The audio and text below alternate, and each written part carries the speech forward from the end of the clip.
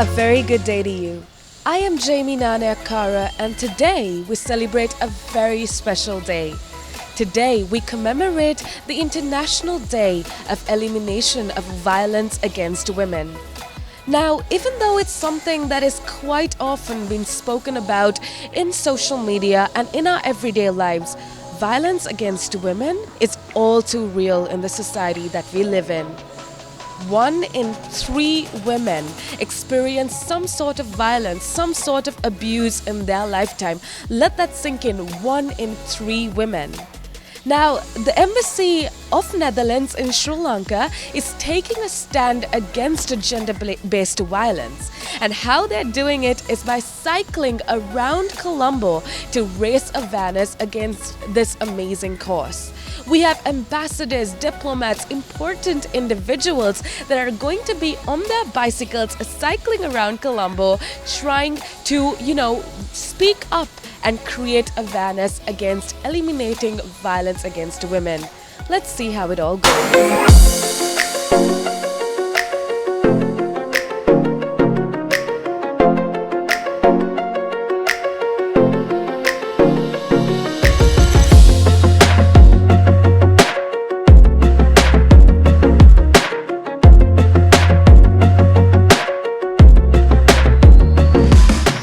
Good day to you. We have with us none other than Miss Tanya, the Ambassador of Netherlands to Sri Lanka.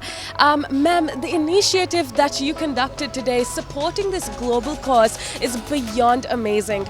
Talk to me a little bit about what inspired it, what was the motivation behind supporting this amazing cause? Well, thank you. It's such an important subject. This kind of violence, so physical and sexual violence against women and girls, is the most prevalent human rights violation worldwide. So an estimated 1 in 3 women experience sexual and physical abuse in their life globally. So also in the Netherlands and Sri Lanka. So I think we really should give this attention, because it really needs the attention to make sure that we can eliminate this.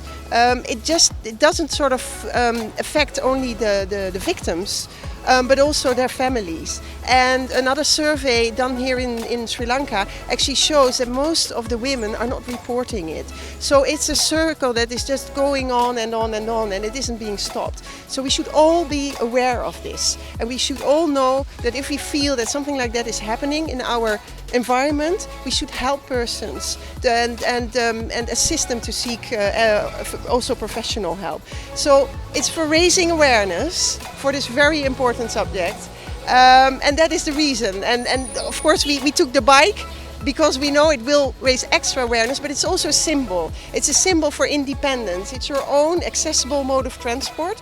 It's not always easy with the traffic here, but it gives you freedom, a sense of freedom. Yes. Oh, that was absolutely humbling to see so many ambassadors, important individuals riding around Colombo and their bicycles. One last question to you, ma'am. You were talking about victims, and I think a big problem with regards to gender-based violence is that victims feel like they can't speak up, that they are being ashamed for speaking up. Talk to me a little bit about why it's important to have victim-centered approaches to solve this problem of violence. Oh, absolutely, that's very important. I think it's partly culture. We should not normalize abuse, whether it's physically or whether it's verbal, also verbal abuse. And it's happening every day. We know it. And it's also being normalized. You shouldn't sort of be difficult as a woman. You shouldn't say something about it because, you're a strong woman, you can handle it. But that's not the way to deal with it. We have to really set boundaries.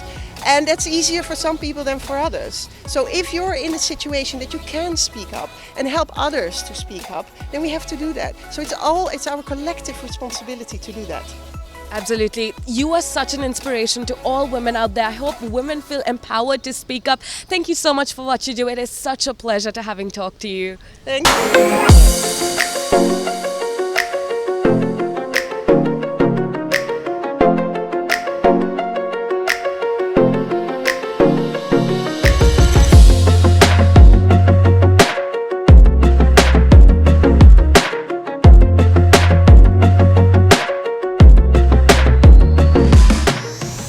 have with us none other than the Swiss ambassador Dominic Fergler. Sir, talk to me a little bit about in your country specifically, what kind of policies do you follow in order to eliminate violence against women? Additionally, what kind of policies do you personally think need to be in place to end gender-based violence? Yeah, no, it's a very serious issue also in Switzerland, globally, but also in our country. Unfortunately, we are aware of that. This is why the government is very active on it, both on the multilateral level, but also at home. There are campaigns. It's important already to address the issue in schools as early as possible, at grassroots level, to go to the people. It's good to make big declarations. We have to do it in the UN everywhere like today. But you have really to work with the people to raise awareness, And then you have also to strengthen, give strength and courage to the women and the girls to address it and not just to say nothing. I know it can be difficult, there can be even more violence because of that, but it's not good to just not to raise the issue, and we have to empower girls and women. One step at a time, that's how we need to go about it. Thank you so much for the work that you do. Thank you for being here with us. Have an amazing day ahead.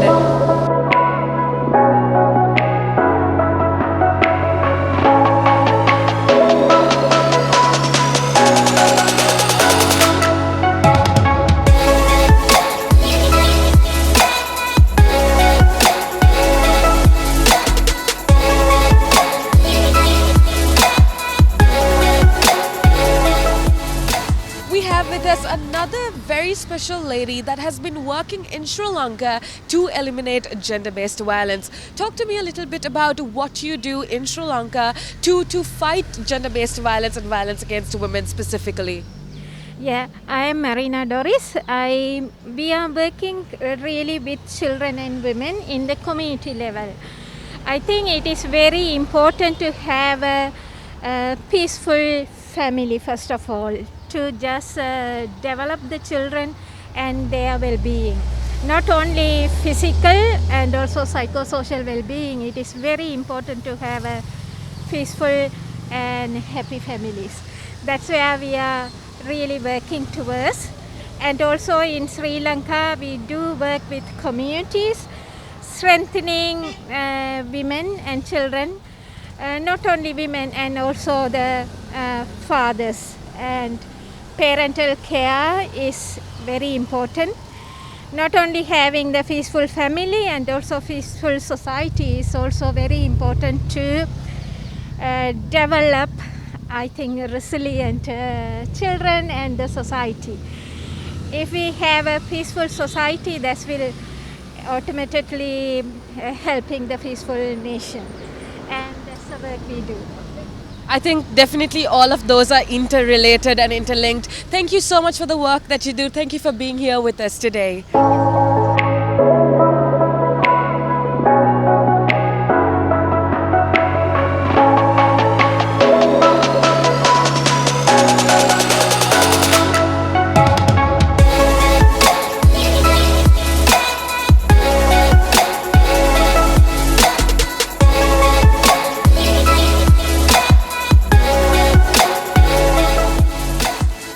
Two ladies with us that have been creating change in Sri Lanka. First of all, ma'am, could you introduce yourself? Tell me a little bit about what you do here in Sri Lanka.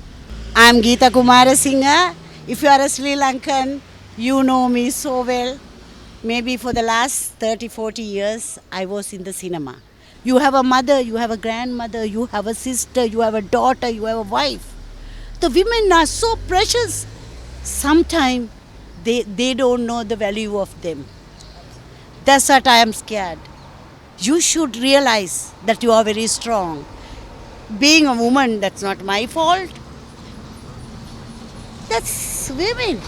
So, till I stay in this parliament, I will try my best to help for the women and the children. Children are abused, same like that. In Sri Lanka, boys, girls, that I am from Bentota, the tourist area. Some people are using the children. We have to go against that. Thank you so much giving me this wonderful time to express my feeling and tell my stuff. Thank you so much for being with us, ma'am. I think another question that you brought out quite a lot is the fact that in Sri Lanka, what's hard with regards to fighting or eliminating gender-based violence is culture, cultural beliefs, social norms and practices that we have. Ma'am, my question to you is, what do you think are some policies that need to be done in Sri Lanka or need to be implemented in Sri Lanka in order to fight all of this violence that is happening against women that is all too real in our society? Yes, my name is Diana Gamage, and I am first time in Parliament of Sri Lanka, and brought up and educated in the UK, and seen the difference between the two cultures and the attitudes and everything else surrounded about it. I find that it's not only Sri Lanka, I think the whole world is having to face, as women and girls are having to face this issue around the world. It's not only Sri Lanka. So this issue needs to be addressed and gender equality especially has to be brought in, because women are doing a huge role unpaid, and that's also for the economy. People do not realize this, that women are, in a roundabout way, I would say, unnoticed. The work they do, unpaid as a woman, is towards this economy. So what I think is we need to change the policies as to we have to have equality, when I say, is regarding jobs, opportunities. Just because you're a woman or a young girl doesn't mean to say that you cannot do those tasks.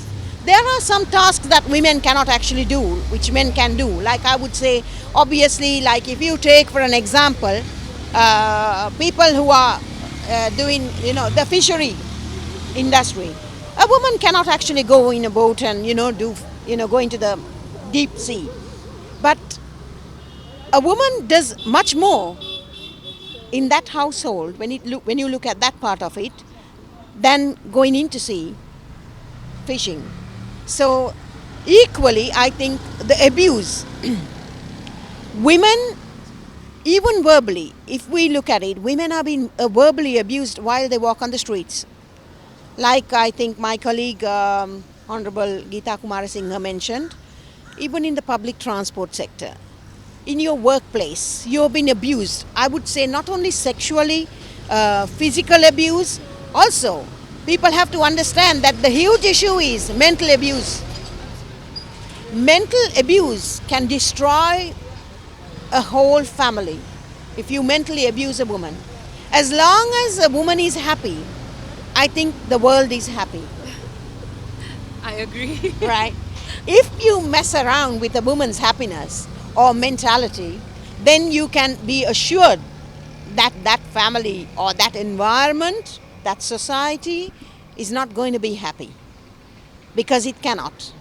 So women go through extreme mental stress and pressures at our home, at workplaces, in public transport, on the streets. So we need to change this. Verbally abusing a woman as well should be a criminal offense. I mean, they should bring it as a criminal offense, because it is. You cannot just walk on the, hang around and talk to a woman and say whatever you like and abuse a woman or a girl. I think a big problem, like you were saying, ma'am, is that this is so normalized, especially in Sri Lanka. So that is such an amazing idea. Thank you so much for sharing that with us. And I want to mention something else.